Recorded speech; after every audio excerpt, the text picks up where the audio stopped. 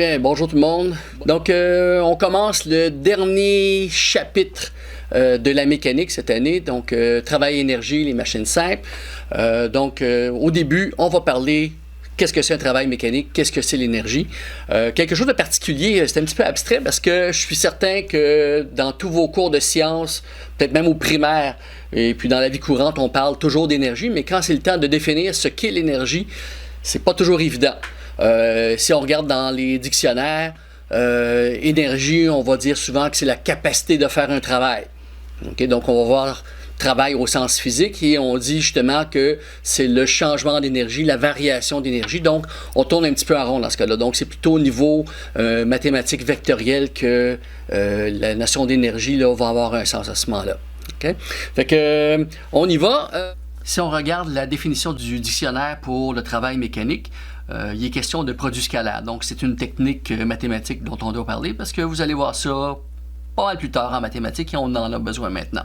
Le produit scalaire, si on veut l'introduire, bien, si on fait le produit scalaire de deux vecteurs, bien, on obtient un nombre sans direction, donc un scalaire, qui est proportionnel à la longueur ou la norme de chacun des vecteurs et dépendant de leur parallélisme.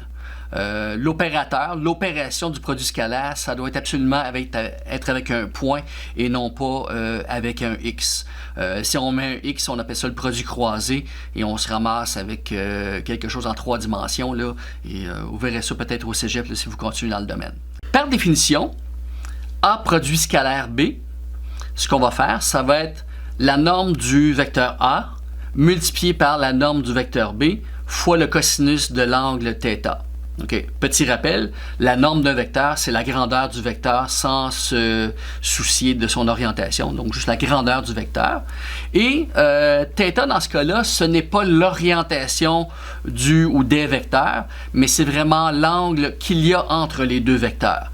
Donc, peu importe dans quel quadrant ça se trouve, θ, ça va être le plus petit angle qu'on va trouver entre les deux vecteurs et non pas l'angle externe dans ce cas-là. Donc, si on aurait quelques 300 quelques degrés ici peut-être une trentaine de degrés, donc ce serait cet angle-là qu'on considérera pour le θ. Donc, quelques exemples mathématiques pour commencer. Donc, mes vecteurs ici n'ont pas d'unité de mesure, là. C'est pas plus des déplacements que des forces, que des vitesses, peu importe. C'est juste des vecteurs là, sans dimension. Donc, mon vecteur A vaut 2, mon vecteur B vaut 3. Les deux ont la même orientation. Donc, si je fais A produit scalaire B, donc je vais faire à ce moment-là la norme de A fois la norme de B fois le cosinus de l'angle qu'il y a entre les deux vecteurs. Donc, les deux pointent dans la même direction. L'angle entre les deux, c'est 0 degré. Petit rappel, cosinus 0, ça vaut 1, donc ça va faire 2 fois 3 fois 1, donc ça donne 6. Okay?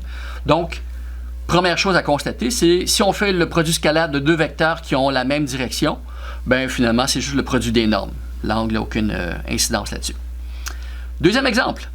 Donc, je fais le produit scalaire des deux ici dans ce cas-là. Donc, encore une fois, ça va faire 2 fois 3 fois cosinus de l'angle qu'il y a entre les deux vecteurs. Et on le voit très bien ici, là, le 30 degrés, ce n'est absolument pas l'orientation des vecteurs, parce que si c'était le cas, mon 0 degré serait à droite, et ça serait l'orientation du vecteur, mais c'est pas ça qui m'intéresse ici. Et encore pire pour celui-là, ce serait tout ça ici. Donc, c'est vraiment l'angle entre les deux. Donc, j'y vais avec ça. Donc, ça va faire ici. Donc, j'obtiens ici 5,196. Bon, 2 zéros dans ce cas-là ici. Pas d'unité de mesure. Okay. Donc, le fait d'ouvrir l'angle entre les deux vecteurs, ben, déjà là, on obtient un produit qui est plus petit que le produit des normes ici dans ce cas-là. Troisième exemple. Dans le cas où mes deux vecteurs sont perpendiculaires, donc je fais 2 fois 3 fois le cosinus de l'angle et cosinus de 90 degrés, bien, ça vaut 0. Donc, dans ce cas-là, le produit scalaire est nul. Notre but, je vous le répète, c'est d'être capable de calculer l'énergie qu'on transmet quand on fait un travail mécanique. Je reviendrai avec ça, bien sûr, mais notre but ici, c'est de calculer le travail mécanique qu'on va faire, mettons, sur un chariot. Et si la force que j'exerce sur mon chariot est perpendiculaire à son déplacement, ben, je ne réussirai pas à transmettre de nouvelle énergie. Donc, dans ce cas-là, le travail serait nul. On y reviendra, ne vous en faites pas. Dernier scénario. On a deux vecteurs qui sont antiparallèles, donc 180 degrés entre les deux. Donc si je fais le produit scalaire, donc ça va faire ici 2 fois 3 fois cosinus de 180 degrés. Cosinus 180, ça vaut moins 1. Donc ici, ça va donner moins 6. Donc, quand les deux étaient parallèles, on avait 6. Quand les deux sont antiparallèles, on a moins 6 dans ce cas-là. Encore une fois, je reviens avec la notion de chariot qu'on tirait. Si on tire dans le sens opposé au mouvement, ben, notre force va retirer de l'énergie au système plutôt que d'en donner. On y reviendra. Donc maintenant, je parle de travail et d'énergie. Comme on a dit au début du vidéo, la notion est très souvent employée, mais c'est assez abstrait. Tout d'abord, il faut considérer que quand on parle d'énergie, c'est très souvent confondu avec une force, la force en Newton. On entend souvent les gens qui parlent de leur souffleuse ou de leur tondeuse. J'ai une souffleuse 8 forces. Ça, c'est une grosse erreur de physique. C'est plutôt la puissance là, en chevaux-vapeur ou en horsepower là, qui serait exprimée dans ce cas-là, mais on ne parle pas de force. Donc, il faut vraiment distinguer énergie et force dans ce cas-là. Donc, si je parle du travail, le travail, c'est le produit du déplacement et de la composante de force parallèle au déplacement. Donc, si je veux faire un travail, bien, il faut que la force que j'exerce soit dans la même direction dans laquelle l'objet peut se déplacer. Sinon, exemple, pousser sur un mur, je peux exercer une force, mais il n'y aura pas d'énergie transmise à ce moment-là. Par contre, si je pousse sur une porte qui est ouverte, à ce moment-là, ben, le fait de pousser dans la même direction que le mouvement de la porte, ben, là, je peux transmettre de l'énergie. Autre façon très intuitive là, de comprendre le travail, c'est une variation d'énergie. Donc, si j'ai un système, je connais l'énergie au début, je connais l'énergie à la fin, ben, la différence entre les deux, ça va être le travail que j'ai fait. Donc, le changement d'énergie, c'est le travail. Symbole pour le travail, W majuscule. Pour nos amis anglophones, ça va être facile à comprendre. Ça vient de work. Donc, le travail, W majuscule pour ça ici. L'unité de mesure, c'est le joule. Donc, abréviation J majuscule. J'ai vraiment changé de police ici, qu'on voit bien la petite barre au-dessus du J pour ne pas le confondre avec un J minuscule dans ce cas-là. Donc, deux formules qui correspondent à nos définitions. La première, donc, travail est égal à F produit scalaire delta S. Donc, le travail va être maximisé si mes deux vecteurs ici, force et déplacement, pointent dans la même direction, comme dans nos exercices de produit scalaire. Donc, la force ici, c'est le vecteur force. Composante parallèle au déplacement, mais sinon, si on fait la formule directement là, du produit scalaire, ça va toujours fonctionner. Et bien sûr, la force est en Newton. Le petit point, c'est le produit scalaire, ne pas confondre avec un X. Delta S, c'est le vecteur de déplacement. Et en faisant le produit scalaire là, des deux ici, ben, on obtient le travail qui va être en joule. Donc, ce qu'il faut comprendre, c'est que 1 joule, c'est 1 Newton fois 1 mètre. Donc, 1 Newton mètre, c'est 1 joule. Donc, on peut à ce moment-là visualiser ce que c'est 1 joule d'énergie. Donc, le fait de comprendre que 1 joule, c'est la même chose que 1 Newton mètre, nous permet de visualiser pour une première fois qu'est-ce que c'est un joule d'énergie mécanique. Donc, ici, j'ai mon chariot. Je vais exercer une force de 1 Newton, et on s'entend, c'est très subjectif, là. Vous avez déjà la mémoire de ce que c'est supporter là, 1 Newton. Donc, je vais exercer approximativement cette force-là et dans la même direction qu'un déplacement de 1 mètre. Donc, si j'y vais, ça va ressembler à ça ici. Donc, au bout de la course, finalement, mon chariot aura reçu 1 joule d'énergie, donc 1 Newton mètre. Donc, comment la notion de produit scalaire s'applique ici pour le transfert d'énergie? C'est que si ma force est dans la même direction que le déplacement, bien, je vais pouvoir justement transférer de l'énergie à mon chariot. Par contre, si mon chariot se déplace déjà comme ça et que je tire verticalement, je ne transmets aucune nouvelle énergie à mon chariot, donc c'est pas efficace à ce moment-là.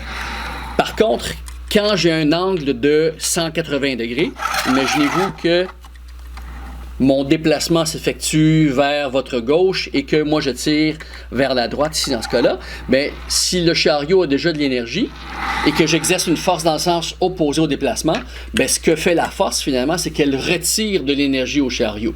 Donc, le produit scalaire avec un coche de 180 degrés serait égal à moins 1. Donc, le négatif ici pour le travail mécanique implique un travail négatif, donc une perte d'énergie.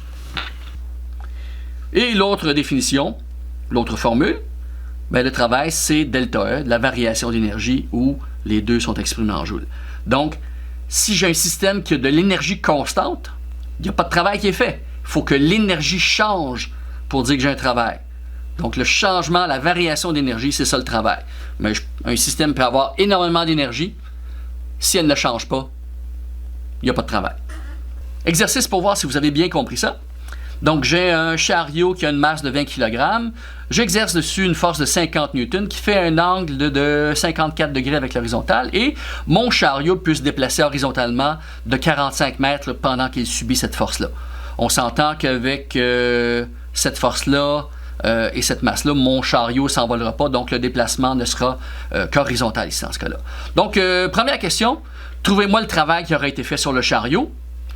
Petite question bonus. Okay, si je changeais la masse, mettons que j'avais une masse de 40 kg plutôt que de 20 kg pour mon chariot, ben, quel serait l'effet sur mon travail? Est-ce que j'aurais le même travail? Et question B. Même chariot, il se déplace horizontalement sur une distance de, je devrais dire un déplacement de 45 mètres. Pendant ce déplacement-là, j'exerce une force vers le haut de 50 N, donc à 90 degrés. Donc, moi, je veux savoir quel travail a été fait par cette force-là. Donc, prenez une pause, essayez ça, on s'en parle dans quelques secondes.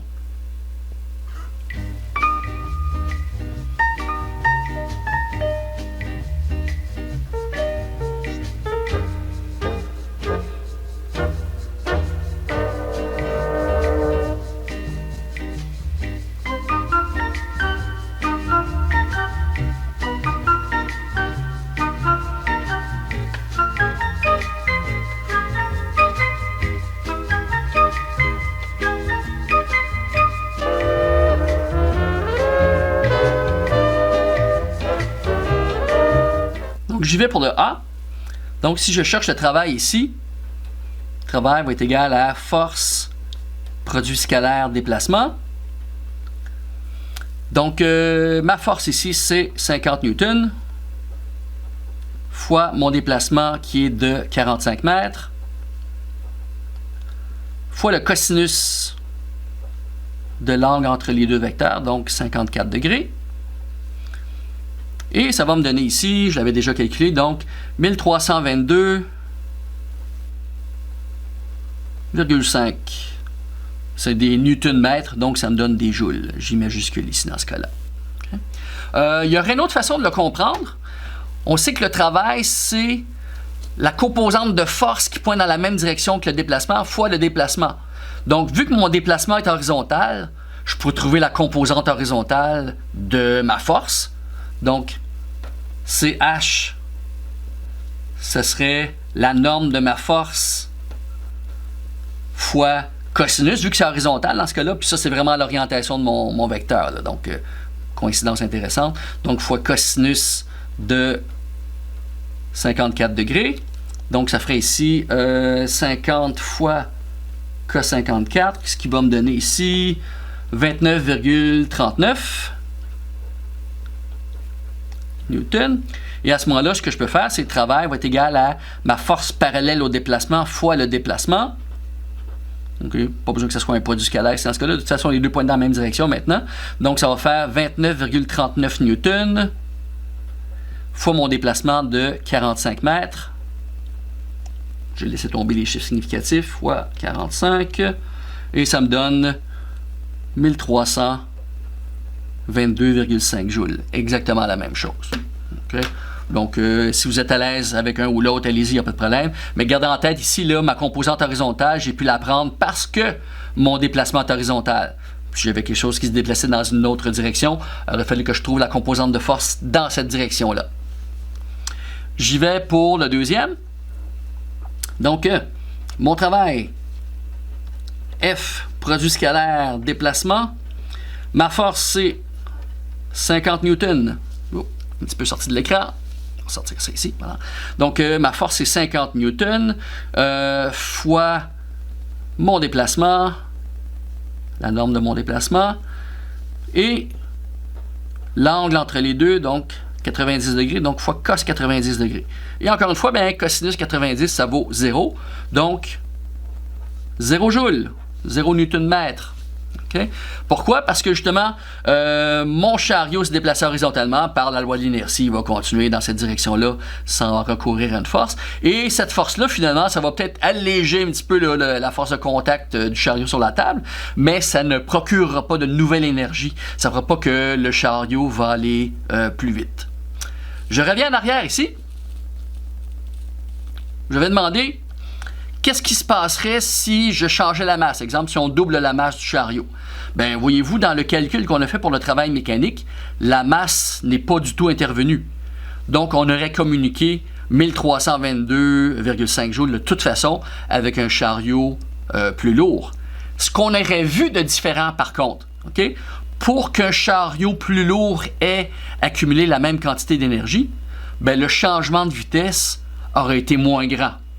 Okay, pour les gens de chimie, là, vous êtes familier avec ça, l'énergie cinétique moyenne dépend de la molécule des gaz. Ben, les petites molécules doivent se déplacer plus vite que les grosses molécules pour avoir la même énergie moyenne. Ben, c'est un petit peu la même chose. Là. Mes deux chariots, petite masse, grosse masse, auraient reçu la même quantité d'énergie.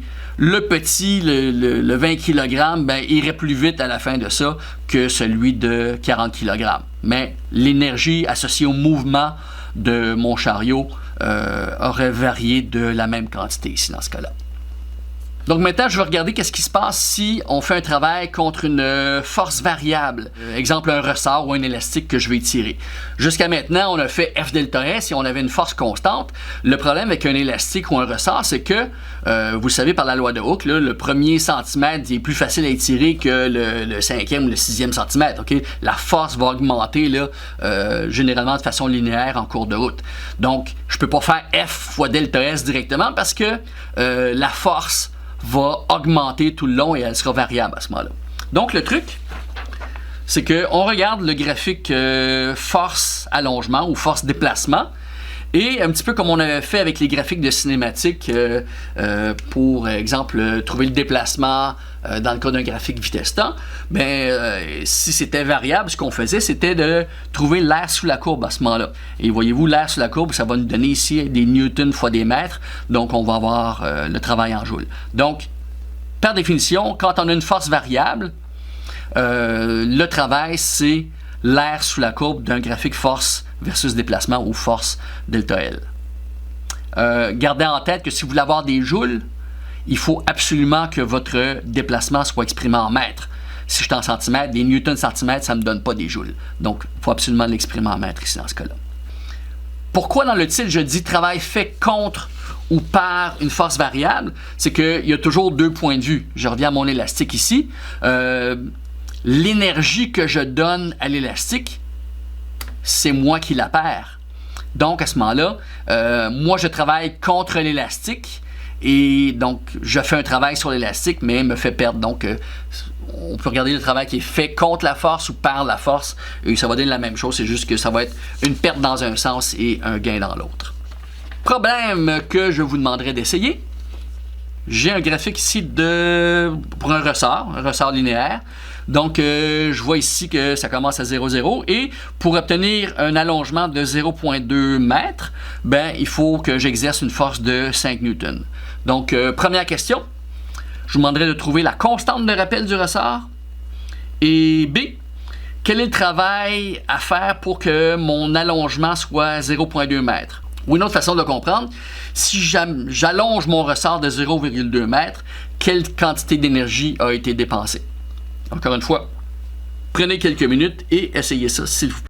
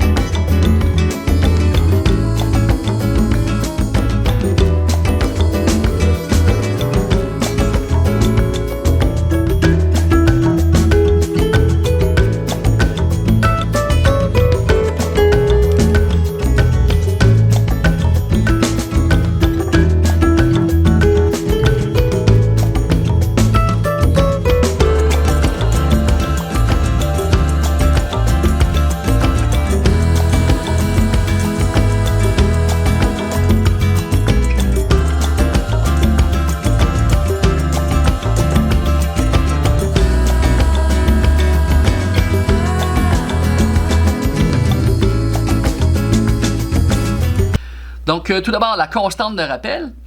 Donc, petit rappel. Donc, par la loi de Hooke, je sais que ma force est égale à la constante de rappel fois delta L. Donc, si j'isole mon K, ben, F sur delta L va me donner ma constante de rappel. Et étant donné que mon ressort est linéaire, je n'ai pas besoin de passer par le taux de variation, juste le rapport des variables comme ça ici va me donner la bonne constante. Donc, 5 newtons amène un allongement de 0,2 mètres, donc ce qui va me donner ici une constante de 25 newtons par mètre. Donc, première réponse pour ça ici.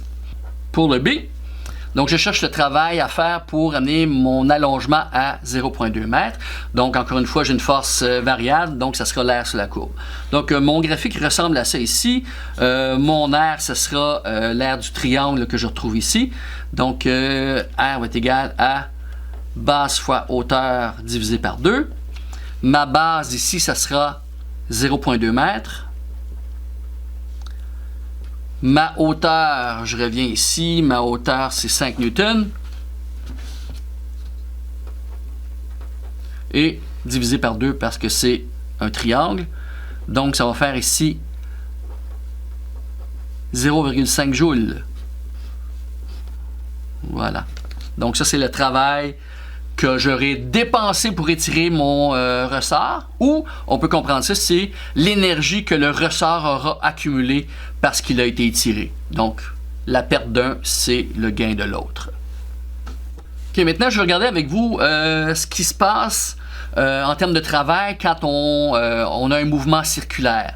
Ok, pour les besoins de la cause, je vous demanderai d'imaginer quelqu'un qui fait tourner une masse alentour d'une corde comme ça ici, au-dessus de sa tête, mais ça va être vraiment dans un plan horizontal pour que la norme de la vitesse soit constante, okay? Parce qu'on s'entend que le vecteur, là, à ce moment-là, maintenant, il va pointer comme ça, puis un demi-tour plus tard, il va te pointer comme ça ici. Donc, le vecteur change toujours de direction, mais la grandeur de la vitesse peut être constante à ce moment-là. Okay? Et c'est vraiment dans le même plan parce que je veux que ça soit constant, parce que, imaginez-vous, si c'était, ça tournait dans un plan vertical comme ça ici, bien, la gravité va faire que ma balle va rouler plus vite ici, va tourner plus vite en bas qu'en haut. On pourrait s'imaginer même que ça arrête presque en haut, puis ça va plus vite en bas. Donc, pour avoir une vitesse constante, on y va dans ce contexte-là où ça tourne dans un plan horizontal. OK, donc je regarde maintenant mon mouvement circulaire vu du haut. Donc ça ici, ça tourne dans un plan horizontal. Donc ce qu'il faut considérer, c'est que la seule façon de transmettre une force à la masse, c'est par l'entremise de la corde. Donc, la corde va tirer vers le centre ici dans ce cas-là. Par la loi de l'inertie, vous savez que si on coupait la corde, bien, la masse continuera en ligne droite, là. Comme une voiture, là, si on lâche le volant dans une courbe serrée. À ce moment-là, si on prenait une photo justement du mouvement en rotation, ben, le vecteur de déplacement pointerait comme une tangente au cercle ici dans ce cas-là. Un demi-tour plus loin, ça serait dans cette direction-là, mais encore une fois, les deux seraient perpendiculaires. Okay?